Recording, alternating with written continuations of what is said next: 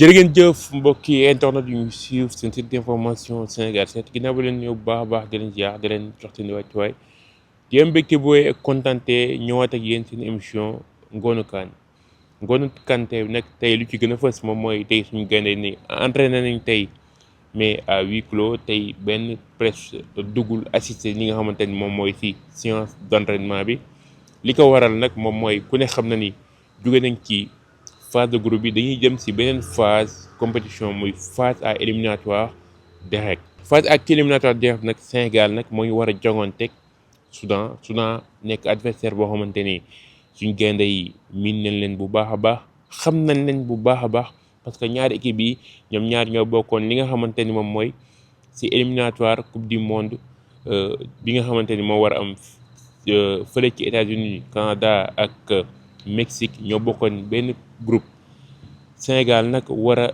jonkanteeg Soudan ce samedi à 16h incha allah fii nga xamante ni moom mooy au grand stade de Tanger tey nag suñ gaynde yi dañoo entraîner à huis clos entraînement bi à huis clos la parce que le coach Pape Thiaw dafa bëgg a peaufiner ay stratégie mettre en place li nga xamante ni moom mooy ay schéma tactique yoo xamante ni moom la war a jouer contre Soudan ci loolu nag le coach du bëgg ñi nga xamante ni moom mooy la presse mu dévoiler li nga xamante ni moom mooy ay plan ak ay stratégie moo tax tey le coach préféré def li nga xamante ni moom mooy la séance d'entraînement à huis clos suba le coach Pape Thiaw dina def la conférence de presse d'avant match si ngoon gi mu def li nga xamante ni moom mooy séance dernière séance d'entraînement avant le match contre le Soudan mais nag suba séance bu suba bi nag 15 minutes la ñuy may presse bi après le reste coach bi wóyeele su presse bi demee si lay mën a teg ay stratégie teg ay schéma tactique yoo xamante ni moom lay jouer contre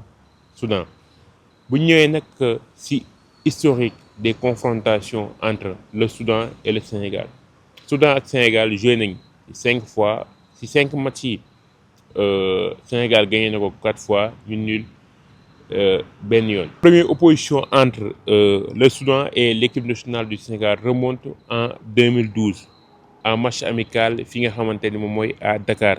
Le Sénégal avait imposé sur le score de 1-0 grâce à un but de Demba Ba. match boobu naan nag suñu gaynde yi ñoo ngi doon waajal li nga xamante ni moom mooy la CAN 2012 bi nga xamante ni moom waroon am fële ca Guinée équatoriale. buñ paree si loolu nag les deux pays sont ensuite affrontés en match officiel en éliminatoire de la CAN 2019 Égypte. L'arbitre jugé à Dakar 3-0 le 13 octobre 2018 avec des buts de Pape Abdou Cissé, Idrissa Gana Gueye ak Mbaye Niang. Au retour à Khartoum, les Lions arrachent la victoire dans les derniers instants grâce à un but de Sidi Sarr mu nekkoon le 16 octobre 2018. weesoo loolu mooy ñaari match yi nga xamante ni moom lañ mujjee joué bi ñu joué au stade Abdoulaye Wade grâce à des réalisations de Kalidou Koulibaly ak Pape Matar Sarr boobu Sénégal moo gagné 2-0. au match retour fi nga xamante ni moom mooy ca Benghazi ñaari équipe yi dañoo témboo ndam demul équipe bu Soudan bi nag dafa nekk équipe boo xamante ni c'est une équipe qui monte en puissance. c'est la première fois Soudan décroché li nga xamante ni mooy qualification en huitième de finale mais aussi équipe Soudan bi ñoom seen dëkk bi dafa nekk ci grève moom moo tax ñaari at yi yëpp équipe bi amul championnat te seen ñaari équipe yi nga xamante ni moom mooy les équipes phares muy Al Hilal Al Merreikh Al Hilal pratiquement ay sénégalais ñoo fa newoon Al Merreikh aussi am na ab sénégalais bu fa nekk muy Daouda Ba ñaari équipe yooyu pratiquement bokk nañ ci équipe yi nga xamante ni Ligue des champions africaine ak Coupe CAF dañ ci imposé wu bu baax a baax moo tax ma ne la équipe Soudan bi nag nekk na équipe boo xamante ni moo ngi màgg moo ngi monter en puissance mais buñ xoolee qualité joueur valeur intrinsèque joueur y a pas photo ci ñaari équipe yi. Sénégal ay joueurs de classe mondiale la fa ñoo fa am mais boo contrairement équipe Soudan bi ay joueurs yoo xamante ni pratiquement seen équipe yëpp ci championnat locaux bi lañ ne. te buñ xoolee équipe Soudan bi équipe bi pratiquement meilleur troisième la jël te bii bi nga xamante ni moom la dugal bii contre son camp la contrairement ak Sénégal mi nga xamante ni am na 2 victoires benn match nul 7 buts marqués ak benn but encaissé boo xoolee sur les statistiques ñaari équipe bi Gueye y a pas photo. Ñu ñëw nag sur le bilan du phase de groupe de l'équipe nationale du Sénégal. Sénégal, il a joué 3 matchs, 2 victoires ak benn match nul. Si 3 matchs, 2 victoires ak benn match nul, ñu dugal 7 buts marqués, 1 but encaissé. Si loolu, le coach Pape Thiaw 28 jours la woo, il a utilisé 22 jours, 6 jours ñoom la utilisé wul. Yehane Diouf ak ki nga xamante ni moom Mori Diaw, Antoine Mendy, Mamadou Lamine Camara ak ki nga xamante ni moom mooy Boulaye Dia ak Ousseynou Niang bi nga xamante ni moom moo ñëw en renfort remplacé ki nga xamante ni moom mooy Assane Diao. 6 jours yooyu noonu le coach Pape Thiaw utilisé wul si phase de groupe bi. Mais nag suñu équipe bi joué na 3 matchs yu différents. Boo xoolee l'équipe procure des occasions. Suñu match contre RD Congo, suñu match contre Botswana ñoo yor domination bal bi. Équipe bi soo xoolee le nombre d'occasions yi nga xamante ni moom la procuré ak le nombre de buts yi nga xamante ni moom la marqué, donc l'équipe peut faire mieux. Suñ ñëwee si match contre Bénin bi nga xamante ni Sénégal moo ngi gagné 3-0, mën naa ne mooy match bu gën a bon bi nga xamante ni suñu gaynde yi moom lañu joué. Gis nañ si coach bi le coach Pape Thiaw mu def tournoi indi ay changement ci 11 de départ yi, indi 5 changements, indi ki nga xamante ni mooy El Hadj Malick Diouf, indi Abdoulaye Seck mi nga xamante ni il a gagné des points ci match boobu noonu, indi Lamine Camara, indi Pape Matar Sarr, ci kaw mu indi Habib Diallo à la place de Nicolas Jackson. Lamine Camara ak Pape Matar Sarr c'est que sénégalais yi ñoo leen réclamé woon, ñëpp a ngi leen doon xaar, mais Lamine Camara ak Pape Matar Sarr match bi dañoo passé complètement à côté par rapport ak ñoom seeni potentiel ak par rapport ak li nga xamante ni moom la ñuy xaar ci ñoom. Franchement il va falloir ki nga xamante ni moom mooy Lamine Camara ak ki nga xamante ni moom mooy Pape Matar Sarr ñu rehausser seen niveau de jeu. Damay ñëw nag ci Pape Matar Sarr bañ ko interroger en zone mixte dafa ne il avait soif de jouer, il avait faim, dafa pare woon pour jouer ses premiers minutes de jeu ci CAN bi. Mais keroog bañ ko titularisé contre Bénin, Pape Matar match bi nga xamante ni moom la def, franchement il peut faire mieux parce que qualité yi mu yor ci milieu terrain soxlawuñ ñu jox la bal bi nga raquette, soxlawuñ ñu bal nga def ay retropasse. am na match fu muy toll dañuy soxla nga jël say initiative di def ay passes yi nga xamante ni day kase ligne bi, match bu méttee nga sur des situations nga décanté. Loolu la ñuy xaar ci yow Pape Matar, mais match bi nga def keroog franchement du match de référence te actuellement la concurrence est très rude au niveau de l'entrejeu, parce que en deuxième mi-temps gis nañ Habib Diarra ba mu ñëwee volume de jeu bi nga xamante ni moom la indi, gis nañ 109 bi nga xamante ni moom la apporté au niveau de l'entrejeu de l'équipe nationale du Sénégal. Mais gis nañ aussi tamit Pathé Ciss en quelques minutes yi nga xamante ni joué na indi na benn stabilité au niveau de cet entrejeu. Donc actuellement la concurrence est très rude te dama koy wax di ko waxaat, Pape Gueye c'est le régulateur de cet entrejeu. Keroog il était sur le banc parce que dafa amoon carton, coach bi par mesure de présidence mu bàyyi ko au repos, mais keroog wane nañu carrément c'est le moteur de cette équipe, c'est lui qui dicte le tempo. Performance bi nga xamante ni nag Habib Diarra wane na ko keroog, actuellement nag ci retour de blessure la jógee, mais dafay ñëw ci 11 bi parce que instant yi amatul calcul, beneen phase de compétition lañ nekk, muy match à éliminatoire rek dóor mu toog, amatul calcul, match yi amatul calcul. Habib Diarra il a marqué des points, le milieu de terrain de cette équipe nationale actuellement se dessine: Pape Gueye, Gana Gueye, Habib Diarra. Yéen ñi nga xam ne ñuy suivre sur la chaîne Leader Sénégal 7, ban impression ngeen am ci 11 boobu noonu? Mais aussi Nicolas Jackson dañ koy critiquer, mais c'est le numéro 9 de cette équipe nationale, dama koy wax, parce que Nicolas Jackson nekk na attaquant boo xamante ni toujours day ñëw ba ci milieu terrain di décrocher pour jouer loo gars yi ak joueurs yi nga xamante ni ñoom ñoo koy entouré. moo tax ma ne la c'est le numéro 9 de cette équipe nationale du Sénégal. Leen rek lañ koy indexé muy son manque d'efficacité devant les buts. Un attaquant doit être efficace. Lu gën a jafe ci football la Nicolas Jackson am muy am chance occasion mën laaj bal xam fi nga xamante ni fa nga war a taxaw xam fi nga xamante ni fa nga war a décrocher ñu jox la ko bal c'est mu nekk ay qualité yu rare ci attaquant. Un attaquant typique bu nga xamante ni dafa mën a football qualité yooyu moom la Nicolas Jackson am. gars yi Kalidou Koulibaly mi nga xamante ni keroog doon fêter son 5e match avec l'équipe nationale du Sénégal di jouer match bi nga xamante ni moom moo ñu xaar contre Soudan parce que dafa jël carton rouge. Keroog Abdoulaye Seck joué na ak ki nga xamante ni moom mooy Mamadou Sarr. Moussa Niakhaté était sur le banc. Alors gars yi lan kan ak kan ñoo nar a composer la charnière centrale de cette équipe nationale du Sénégal parce que Kalidou Koulibaly di jouer. Vous préférez quel duo? Abdoulaye Seck Moussa Niakhaté ou bien Mamadou Sarr Abdoulaye Seck ou bien Mamadou Sarr Moussa Niakhaté? Gars yi wax leen ma ko ci commentaire ban duo ngeen soxla au niveau de cet entrejeu de cette équipe nationale du Sénégal.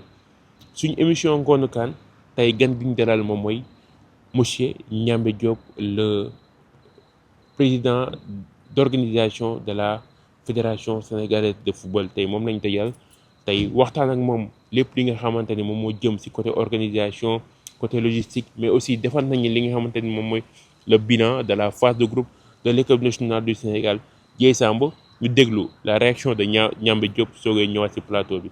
Le président de la commission organisation de la fédération sénégalaise de football muy monsieur Ndiambé Diop tey moom lañ fas yéene waxtaan ak moom lépp lu jëm ci côté organisation mu defal ñu le bilan de la phase de groupe de l'équipe nationale du Sénégal sur le plan organisationnel, logistique ak sur le plan technique. Ndiambé maa ngi lay nuyu bu baax a baax di la ziar di la dalal suñu site d'information Sénégal 7. asalaamaaleykum maa ngi nuyu mbokku internautes yëpp yi nga xam ne nii donc du ngi seetaan Sénégal 7 di nuyu Ibrahima di nuyu suñu caméraman bi di nuyu vraiment le président de la fédération sénégalaise de football le grand Abdoulaye Fall di nuyu tous les membres du comité directeur du comité exécutif di nuyu ñëpp ñu nga xam ne ni tey mooy délégation bi nekk fii ici à Tanger boole waale si madame le ministre du sport et de la jeunesse ak képp koo xam ne dañuy seetaan di def un coucou à mes amis et mes parents Yofoa. Alors président, Sénégal vient de boucler ses 3 matchs de la phase de groupe de la CAN 2025. Alors ban bilan nga ñu mën a defal sur le plan organisationnel ak logistique ci 3 matchs yi nga xamante ni moom la Sénégal génn. D'abord di wax alhamdulillahi rabbil alamin parce que ñu ngi sant yàlla suñu borom bi nga xam ne nii tey may nañu sur le plan technique wala sur le plan footballistique ñu jël paie sur suñu groupe mu nekkoon un groupe boo xam ne c'était un groupe très relevé avec le Sénégal et la République démocratique du Congo, la RDC. Yàlla def c'était âprement disputé mais Sénégal mujjee jël paie. Donc loolu d'abord dañ ciy sant yàlla bu baax di si féliciter sénégalais yëpp à commencer par le président de la République ministre du sport le président de la fédération et tous les membres ak sénégalais yëpp fu ñu nekk ak joueurs yi ak seen encadrement technique Pape Thiaw ak ñëpp donc sant yàlla bu baax a baax beneen bi mooy sur le plan organisationnel mën nañu wax ne globalement ça a été très positif parce que dégguñu fii wala man nekkagul à ma connaissance bépp couac boo xam ne nii si wàllu organisation dañ siy dut baaraam naan lii am na waru woon am et cetera donc daal vraiment ba fi ñu toll nii mën nañu wax ne alhamdulillahi rabbil alamin. Et sur le plan logistique. Sur le plan logistique aussi li nga xam ne nii mooy concerner la fédération mooy lépp jaar na si yoon. Si wàllu transport vraiment jaar na si yoon si wàllu billetterie jaar na si yoon si wàllu prise en charge li nga xam ne nii mooy la délégation jaar na si yoon jël aussi la wàllu supporters yi am nañ yaakaar ne def nañ si li nga xam ne ni moo si war. donc bu fekkee ne aussi am nga foo xam ne ni te ngeen ci seen baaraam ngeen ne fii kat am na loo xam ne ni doxul. donc ça nous permettra ñu jël ko en compte pour que li nga xam ne ni moo nekk suñu kanam. ñu man ko jéem a fexe ba mu gën niñ ko defee woon mais en tout cas si tous les plans. wàllu habitation. wàllu restauration. wàllu logistique maanaam oto yeex billet yeex et cetera. yooyu yëpp jàpp nañ ne. am na yéego yu bëri yoo xam ne def nañ ko si. ba ñun buñ doon lii dañ naan c'est positif mais nag nit ñi ñoo mën a juger. pas ñun on peut pas être jugé parti mais jàpp nañ ne li ñu mënoon. def nañ ko si digalu le président de la fédération Sénégal de football Abdoulaye Fall bi nga xam ne nii moom moo ñu jiite. yéen jéego ngeen def ba réussir cette pari là. waaw jéego yi nga xam ne moom def mooy une bonne préparation. wax dëgg yàlla nous avons fait une bonne préparation. d'abord ça a commencé avec l'équipe sortante. avec Augustin. bi nga xam ne nii donc ñoom bokk nañ si ñi nga xam ne nii ñoo jëkk a identifier site bi nga xam ne nii fa la joueur yi nekk. ak dirigeants yi c'est-à-dire foofu tey le président moo fa nekk. ak le bureau maanaam les vice-présidents. yeneen sites yi nga xam ne nii membre comité exécutif bi. ak yeneen délégation yi maanaam délégation fédérale bi. administration bi. ak ñi nga xam ne nii ñoo nekk si ligue yi représentant président de ligue yi. ak ñi nga xam ne nii ñooy les mouvements associés. mais aussi la ligue professionnelle. ak la ligue amateur. donc seen représentants yi. avant mission yoo xam ne nii ñoo jiitu woon. mission yooyu ñoo def mission de prospection ci terrain bi. xool identifier ay sites. jël disposition yi ci wàllu logistique ci wàllu kii ba nga xam ne ñun bu ñëwee délégation bi. dañ fi ñëw fekk fu loolu lépp. donc nous faisons que coordonner le travail bi nga xam ne ñoom entamé woon nañ ko ba pare. et côté supporters yi gis nañ les supporters sénégalais sont nombreux ici à Tanger am na ci ñenn ñoo xamante ni ñoo ngi jugee ci diaspora bi. mais gis nañ ci benn quoi mooy am na ci yenn supporters yoo xamante ne day ñëw ba stade mais dañuy am ay difficultés pour am ticket yan taxawaay ngeen ni mën a indi pour indi ay saafara ci supporters yi nga xamante ne day ñëw ba stade di am ay jafe-jafe pour dugg ci biir stade bi. waaw xam nga Sénégal. li nga xam ne nii moom lañ jël en charge. si wàllu fédération ak ministère. mooy la grande délégation officielle. bi nga xam ne nii patron bi. wala patron yi mooy ministre du sport. ak président fédération. donc fédération am délégation officielle. mais aussi mu am yeneen délégation yi nga xam ne. mooy les supporters mu nekk 300. ak 700 yi nga xam ne nii 750. yi nga xam ne nii ay supporters la yu ñu mobiliser. un peu partout au Maroc ñu jël leen jàppale leen. mu nekk environ 3000. 3000 donc ñun 3000 billets la ñuy jënd. 1500 billets yi moo jëm ci supporters yi. xam ne ministère moo ko jël en charge. muy 12e Gaïndé Allez Casa. ak lébu gi. ak ñeneen ñi nga xam ne ni dañ leen mobiliser. ñu ni ay sénégalais yu nekk fii. donc ak yoo nga xam ne ni fédération. donc loolu bu jeexee. ñeneen ñi nga xam ne nii. amuñu chance pour am ci billet yi. ñooñu ñëpp xam nañ ne. li ñu war a def mooy dugg ci site bi Afcon. vraiment mais le problème nekk mooy surtout ci Afcon bi des fois day bëggee des fois man damay gis ay support damay am ay retours yu bëri chaque veille de match ay supporters dañuy dugg site bi mais duñ mën a jënd ticket. xam nga foofu lu gars yi xamul. mooy à 24 heures du match. dañuy tëj site bi. donc dañuy bàyyi jusqu'à la dernière minute ñu bëgg jënd. donc maa ngi lancer un appel. di wax ne que képp koo xam ne dafa bëgg jënd match. jënd billet pour kii da nga koy jënd 48 heures. avant le match mais à la veille du match toujours dafay bloqué aujourd'hui ku dem ci site bi di nga mën a jënd billet sans problème. gis nga ne stade bi. c'est vrai que contre Congo bari na nit. y avait 46000. contre 41000. contre bi passé ni Bénin y avait 26000. mais donc 60000 places lay jël. donc ça veut dire que billet des na. mais billet yi il faut que ñuy jënd ko. fédération day am lu muy jënd. équipe bi muy dajal am lu ñu jënd. yeneen dañ koy ubbi parce que les gens ne font que vendre. bu ñu sañoon terrain day fees. mais sénégalais d'habitude moo tàmm jusqu'à la dernière minute ñu kii mais loolu moo andi problème bi. parce que contre Congo da ngay gis ni même à la mi-temps da ngay gis ñu newoon ci biti ñoo ëpp ñu nekk ci biir. loolu lépp c'est parce que amuñu ticket. te xam nga bon ñu ñëpp ay sénégalais lañ. sénégalais moom benn affaire rek mooy suñu problème mooy dernière minute. donc lépp moom la ñu def problème boobu la ñuy am. même quand l'équipe nationale joue à Dakar. da ngay gis ne ñi si ëpp dañuy déplacé wu ñëw ba terrain. yaakaar ne comme match championnat la. wala léegi sax match championnat billet dañ koy jaay avant. donc parce que léegi monde bi moom lañ digitaliser les choses avancent. donc képp koo xam ne nii amul ticket. tey boo amee chance seetaan suñu interview bi na nga xam ne ni ko amul ticket ba suba donc da ngay am problème parce que dañuy tëj kii bi site bi. ñoo ngi dem ci benn phase jóge nañ ci phase de groupe di phase éliminatoire direct yenn ajustement ngeen def sur le plan organisation ak logistique pour équipe bi nekk ci conditions yu mujj ayib mais aussi supporters yi gën a ñëw en masse parce que actuellement fi ñu toll équipe bi soxla appui supporters yi. je pense que les conditions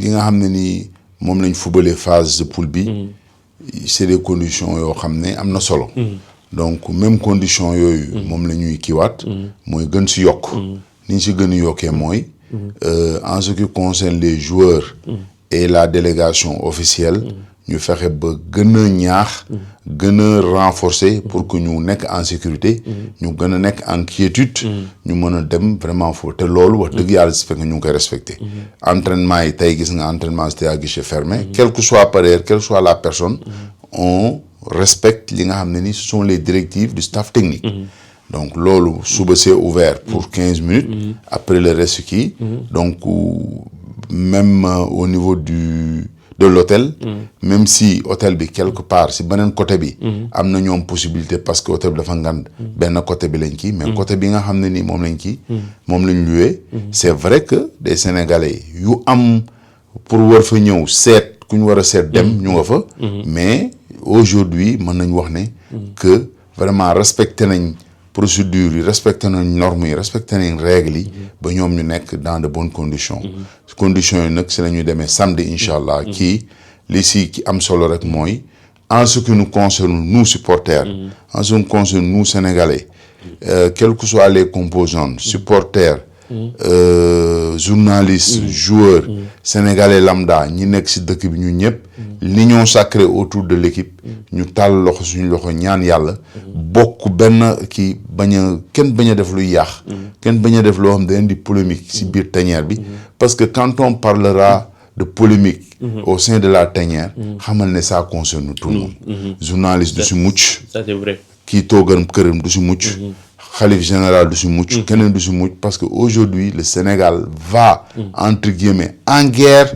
n'est-ce pas contre les autres nations yi nga xam ne nii qualifié nañ donc bon Sénégal buy xeex ñëpp ñoo si war a ànd ñu fàtte yenn problème yi am yaatu kër bu njàmbe defee erreur sax si loo xam ne nii du si xalaatam du si bëgg-bëggam ñu jàppale ko encourager ko pour que mission bi mu yor ak keneen mu mën a dox yaa ngi wax sànq sa biir wax union sacrée autour de l'équipe tey ñu gis ci presse bi nii daa am ay fuites yoo xamante ne day am ci 11 de départ bi 24 heures avant ou bien 10 heures de temps avant da nga gis yenn sites yoo xamante ne wala yenn tiktokers yoo xamante ne dañuy joxe 11 bi lan nga mën a defal ci mise au point ci information yi nga xamante ne mooy circuler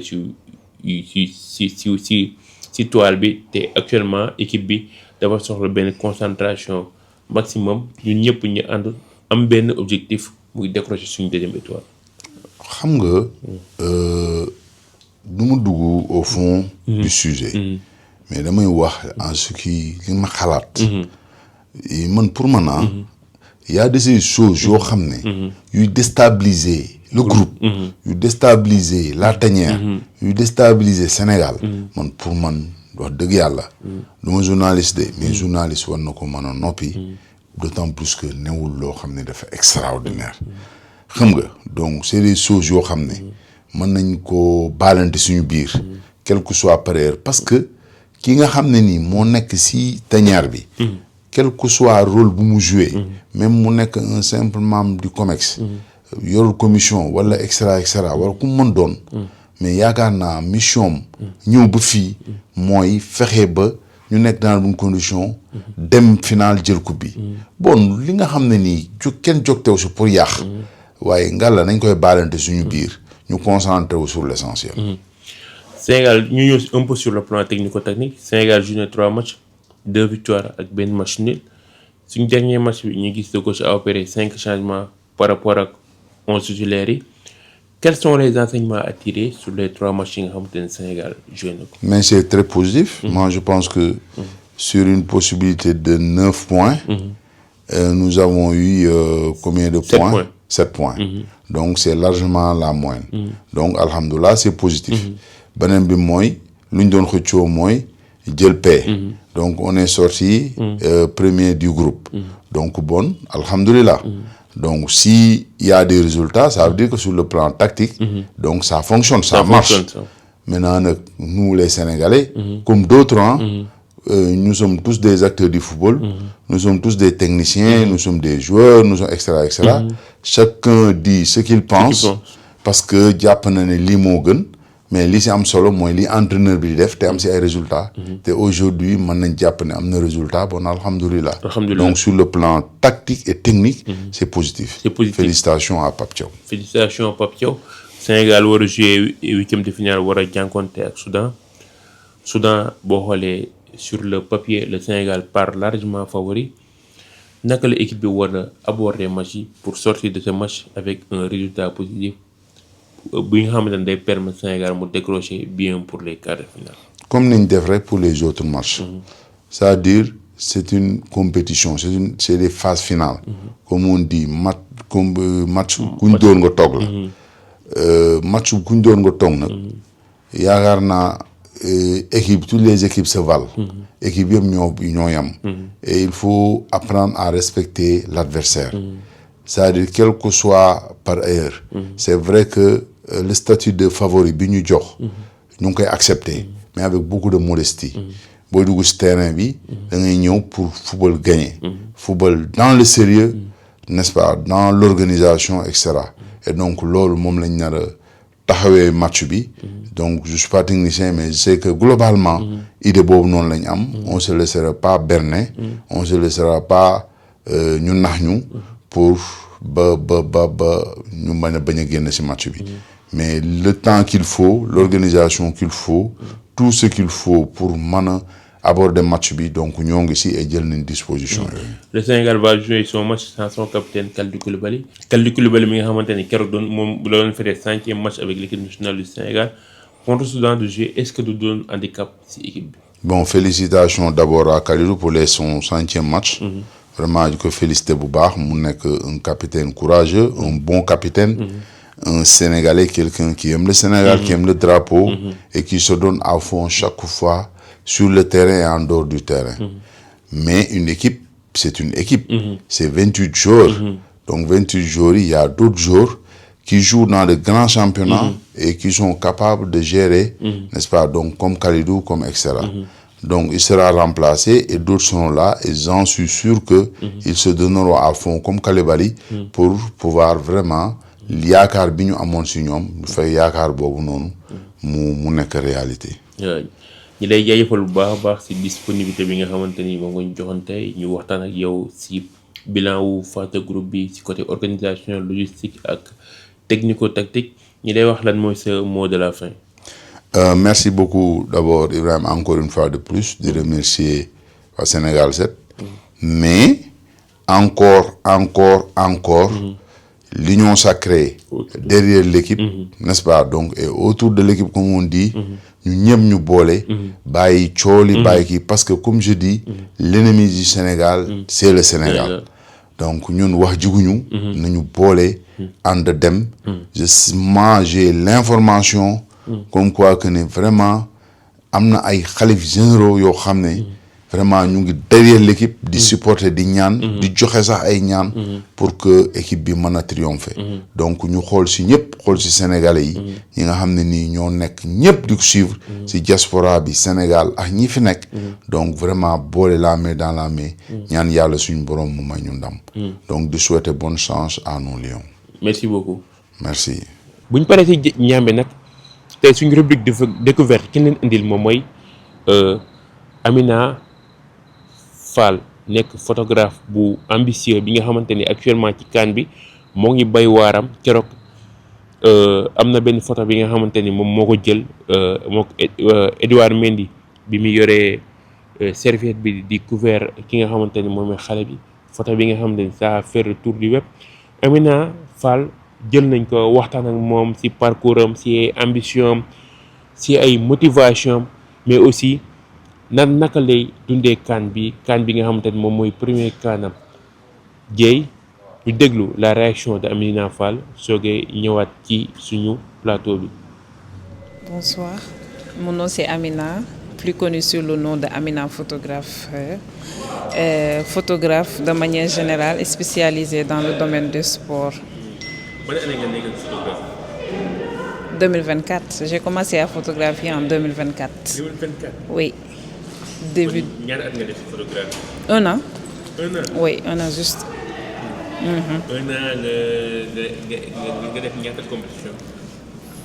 J'en ai eu à faire beaucoup, hein, mais international, je dirais le Basket Africa League,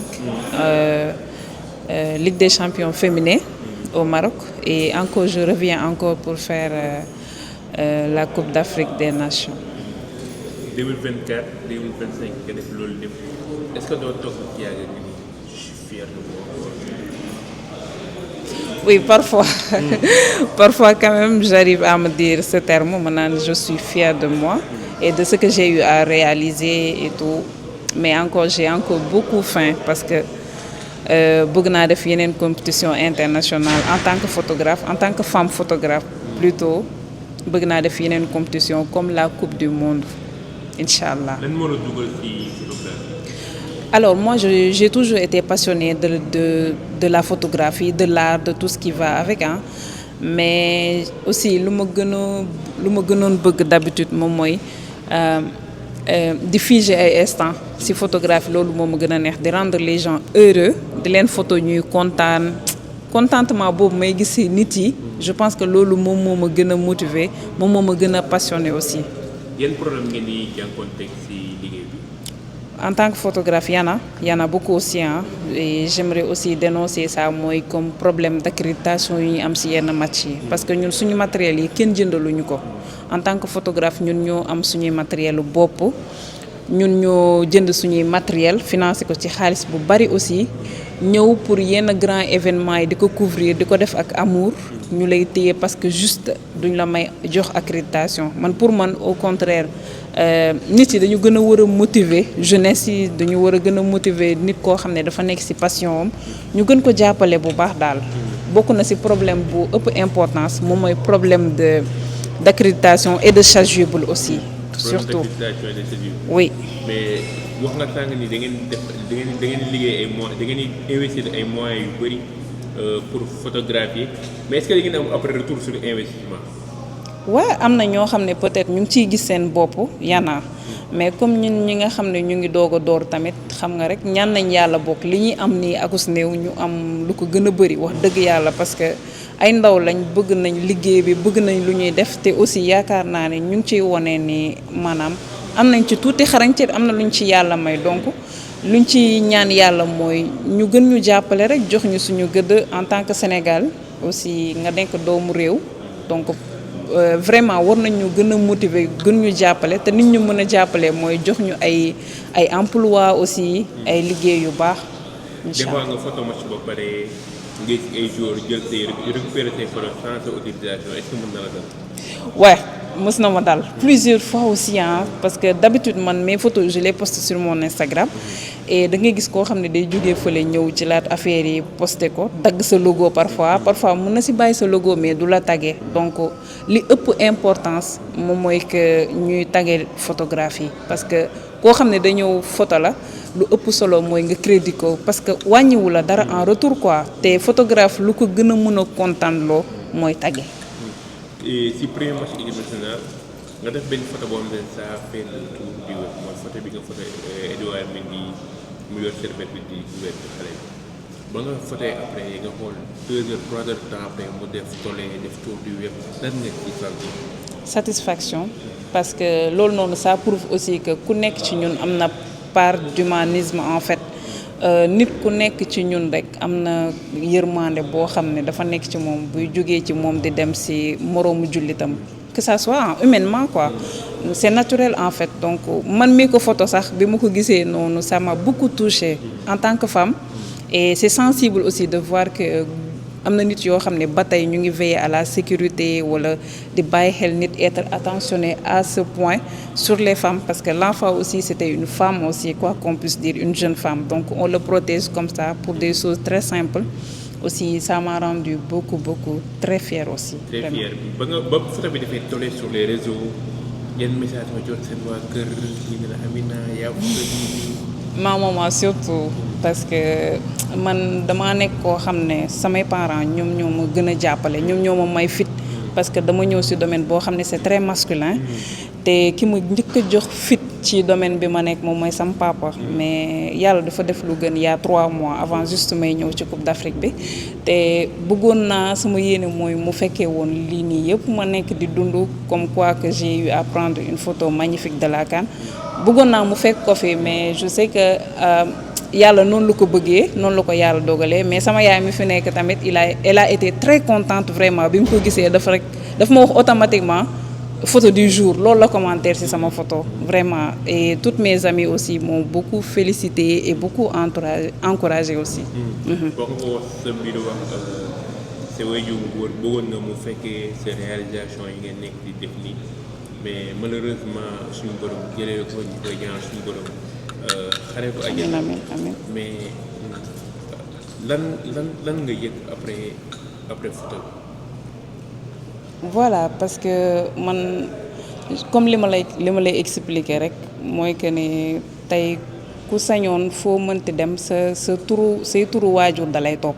Que ça soit mu nekk sa yaay comme sa papa parce que sant bi nga yor rek say waajur la donc tu les représenteras ak fépp foo mënti dem te bu ngay xale ba ni nga màggee ñoom ñoo la yar en plus teg la ci yoon bu baax wax dëgg yàlla def ci yow jom fulla ak gëm sa bopp ba foo dem yow maanaam di nga wone sa bopp daal ci façon boo xam ne c'est respectable donc loolu rek sant yàlla la donc man mon papa il a été vraiment comme ni mu ko doon waxee rek moom sama fans la woon chaque jour il a toujours été là pour moi c'est la première personne boo xam ne moom moo njëkk a gëm li may def vraiment en tant que femme photographe yombul ngay bàyyi sa doom bu jigéen muy dem ci match yoo xam ne ay nawetaan la parce que man nawetaan laa commencé te ku ne xam na aussi nawetaan nu mu amee insécurité et tout ce qui va avec mais toutefois daf ma doon wax que naa gëm sama bopp naa gën a liggéey parce que jarul xeeb benn liggéey quoi yàlla dogal na li ngay def bëgg nga ko donc tu peux te lancer et que nga gën a foncer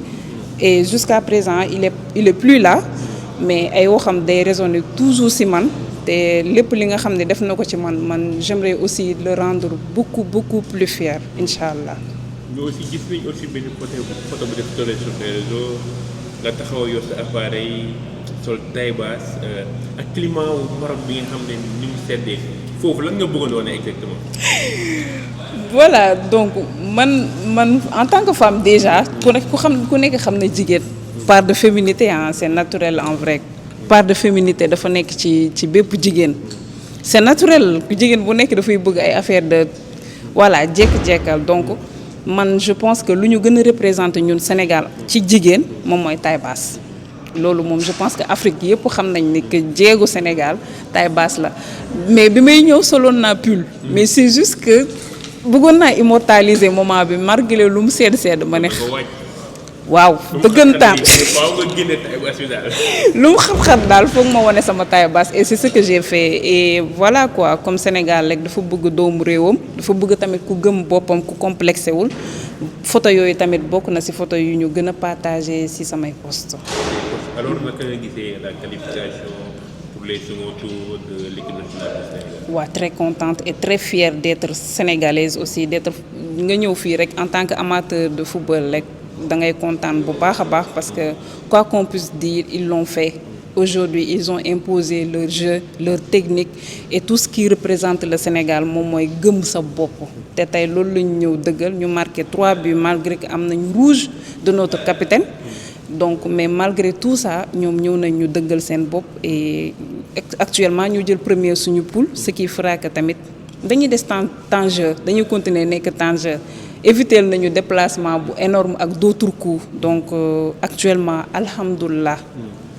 sànq ba match bi daw nga gis Congo mu ne 2-0 lan nga sànq.